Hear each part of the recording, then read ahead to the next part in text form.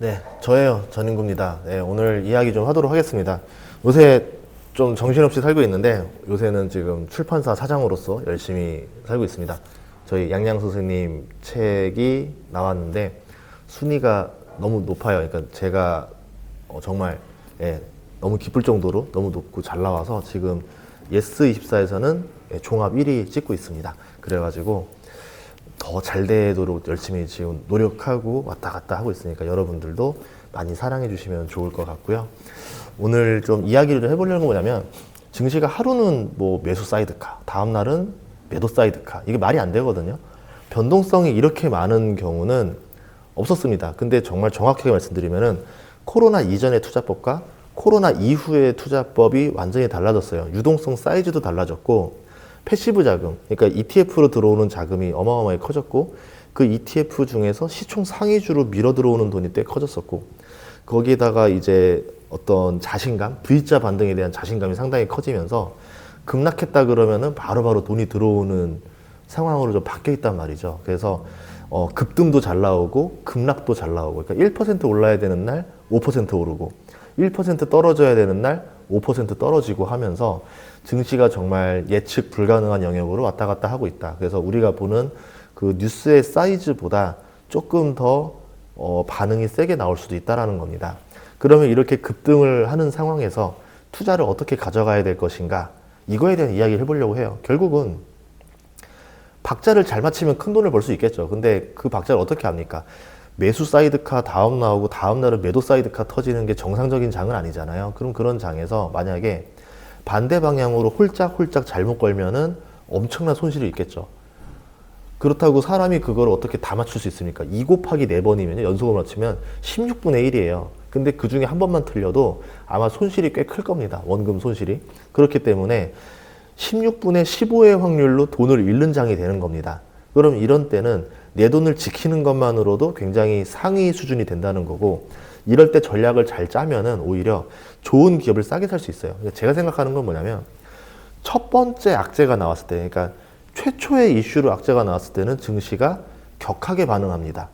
대비를 하지 않았던 일이 터졌기 때문에 당황하면서 주가가 급락을 해요. 대표적으로 이란 전쟁은 1973년, 어떻게 보면 1980년, 그때 이후로 우리가 원유 공급이 막힌다는 경험을 해본 적이 없었기 때문에 몰라요. 그러다 처음으로 이 상황이 현실로 다가오는 걸 느끼면서 이거 뭔가 심각한 일이구나를 깨달으면서 우리가 예상했던 선반영보다 유가가 더 올라가고 증시가 더 많이 하락하고 충격의 연속이 같았던 거죠. 특히 위험 자산일수록 훨씬 더 많이 빠지는데 미국 증시 상승률, 하락률 변동폭은 되게 적었었고요. 한국과 일본의 변동폭은 굉장히 컸었습니다. 첫 번째, 많이 올랐다. 그러니까 차익 실현하고 싶은 욕구가 굉장히 커졌을 겁니다. 두 번째, 호르무즈 해협이 막혔을 때 가장 피해를 보는 국가가 한국이랑 일본이랑 대만입니다. 세 개 국가가 반도체랑 연관이 많은데 이 반도체 제조업 국가고 이 원유가 들어오지 않으면 제조업이 마비가 되는 상황이 되기 때문에 당연히 주가가 선반영을 하게 되죠. 그리고 불확실성이라는 게 있습니다. 이 전쟁이 언제 끝날지를 알 수가 없게 됐어요. 단기적으로 끝날 거라 생각해서 3월 2일 날 첫날에는 그렇게 증시가 반응하지 않았습니다. 금방 끝나겠지. 근데 진행되는 속도를 보니까 이거 뭐가 이상한데 하면서 급락을 하죠. 왜? 불확실성이라는 거는 상상의 끝까지 공포를 가보는 거예요. 이 전쟁이 몇 개월짜리 되는 거야? 한 달짜리야? 두 달짜리야? 세 달짜리야? 그러면 선반영을 해볼까? 세 달짜리까지 악재를 한번 가볼까? 이렇게 되는 겁니다. 그러니까 말도 안 되게 하락이 나오는 거고, 여기서 순간적으로 매도세가 나오는데 ETF 자금부터 시작해서 동시에 같이 나오니까 시총 상위주들을 막 밀고 내려가면서 밑으로 막 밀어내리는 거죠. 당연히 타격이 갈 수밖에 없습니다. 거기다가 뭐 어제만 하더라도 분위기 좋았잖아요. 오늘도 한국 증시 오르다가 오후부터 꺾였어요.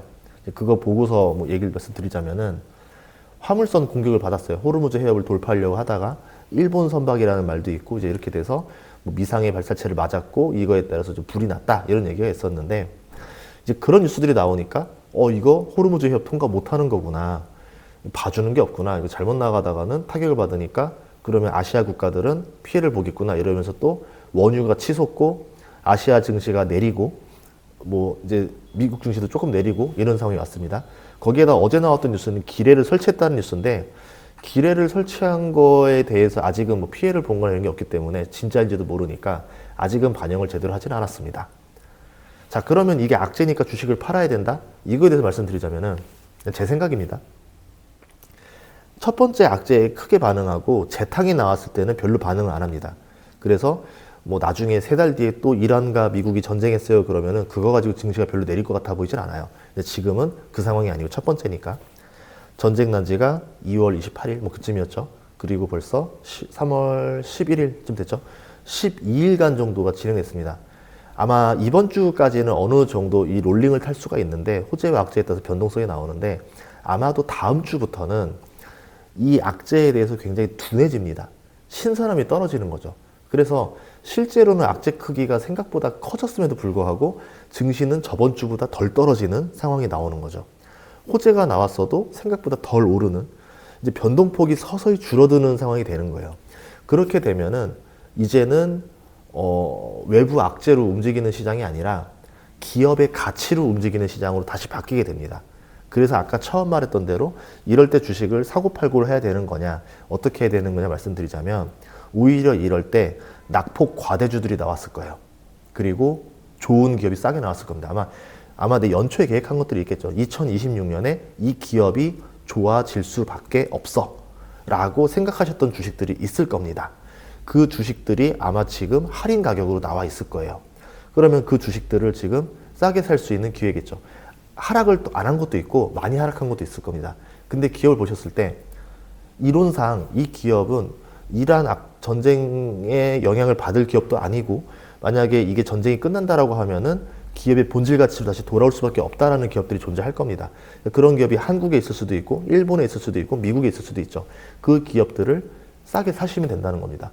물론 이제 이거는 이란 전쟁 악재만 있다라는 변수 과정에서 그런 거고 두 번째 악재는 제가 제일 걱정하는 거는 AI 쪽 대출 우려라던가 AI 쪽의 어떤 부실 문제가 나올 수도 있다는 건 항상 마음에 두고 있어요. 근데 그거는 지금 나올 이야기들은 아닌 것 같아요. 이게 규모라던가 아직 그 터짐의 어떤 도미노 현상이 나올 가능성은 좀 적고 왜냐하면 그럼 AI 외에는 투자 어디다 해야 되는데 지금 돈은 남아 돌거든요.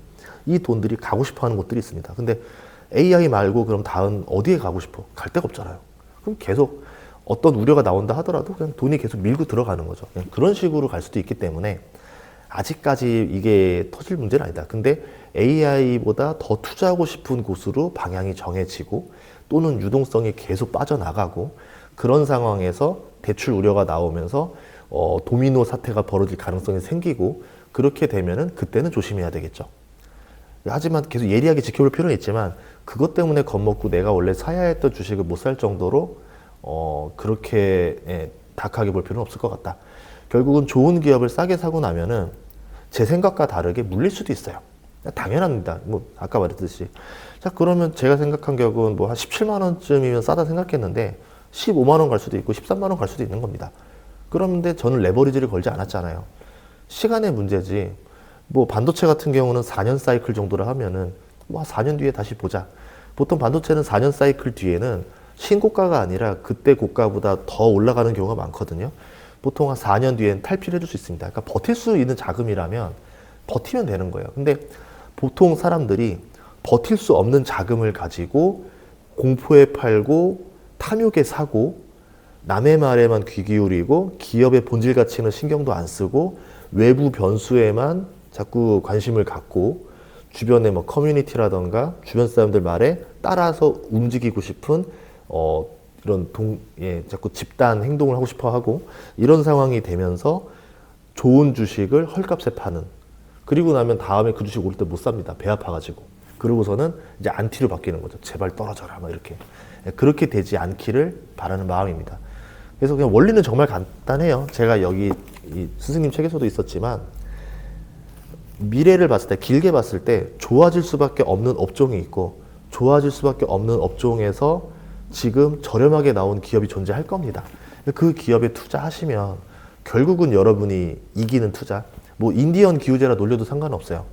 인디언 기후제 놀리면 어때요? 어쨌든 나는 결론은 돈을 벌고 승리할 사람인데 100% 확률로 돈을 벌 사람인데 어떻습니까? 뭐 1년 동안 안 오르면 어때요? 1년 뒤에 많이 오르면 되죠. 2년 동안 안 오르면 어때요? 2년 뒤에 뭐 4배, 5배 오르면 되는 거잖아요.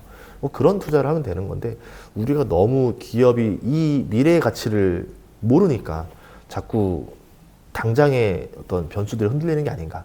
그리고 제가 아까 말했던 이 악재에 반응하는 시장의 정도를 봤을 때는 점점 그 변동성이 줄어들기 때문에 어느 시점부터는 이 악재의 둔감한 증시로 바뀔 것이다.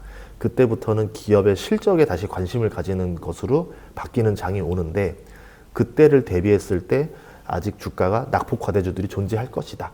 걔네들을 다시 한번 쳐다보다 보면은 여러분이 생각했던 그 기업이 맞을 수도 있다. 그러면 그땐 여러분이 실행을 할 것이냐 안 할 것이냐의 차이로 결과가 바뀌겠죠. 이런 식으로 투자하시면 좋을 것 같습니다. 뭐 맨날 재미없는 소리긴 한데 투자는 단순한 것 같아요. 근데 그거를 지키기는 정말 어려운 것 같아요. 예전에 맨날 했던 말처럼 고깃집으로 성공하려면 좋은 고기만 쓰면 된다. 그 한 문장의 명언이 지금도 저는 계속 와닿거든요. 와, 그게 그렇게 어려운 건가? 저 그렇게 어렵더라고요. 주식 해보신 거 알잖아요. 좋은 기업을 싸게만 사면 된다. 근데 그 한 문장의 단어를 지키는 게 너무 어렵습니다. 솔직히 진짜 어려워요. 여러분들도. 네. 근데 그걸 잊지 않으시면은 좋은 결과가 있지 않을까 생각을 합니다. 그럼 오늘은 좀 제가 좀 가볍게 찍어서 죄송하고 다음번 영상 때는 또 이제 또 그 주제에 맞게 풍부한 자료들과 함께 만들어서 드리도록 하겠습니다. 고맙습니다. 좋은 밤 되세요.